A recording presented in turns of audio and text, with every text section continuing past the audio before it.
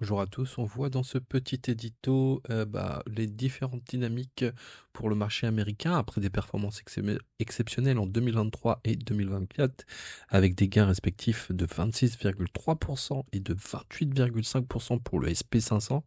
Les, investi- les investisseurs s'interrogent sur la capacité du marché à maintenir cette dynamique en 2025. Les valorisations actuelles sont élevées avec un ratio court-bénéfice du SP500 proche de 26, un niveau rarement atteint par le passé. Cette situation soulève des questions sur la durabilité de la croissance des bénéfices et la possibilité de reproduire de telles performances cette année. Le 3 janvier 2025, le SPDR SP500 ETF Trust se négociait à 591 dollars, en hausse de 1,21% par rapport à la clôture précédente. Sur le CAC 40, le début d'année 2025 pour le CAC 40 a été marqué par une performance en demi-teinte après une clôture à 7345 euros le 31 décembre 2024. L'indice a connu une légère baisse de 0,4% au cours de la première semaine de janvier.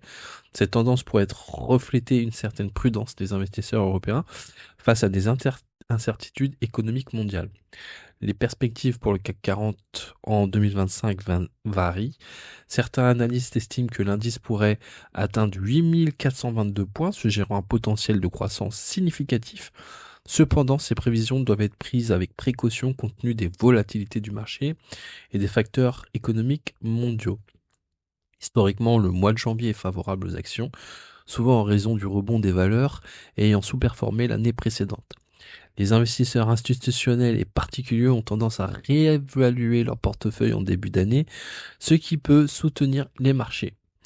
Bien que les marchés américains aient connu les performances exceptionnelles en 2023 et 2024, des questions subsistent sur la capacité à maintenir cette dynamique, compte tenu des valorisations élevées.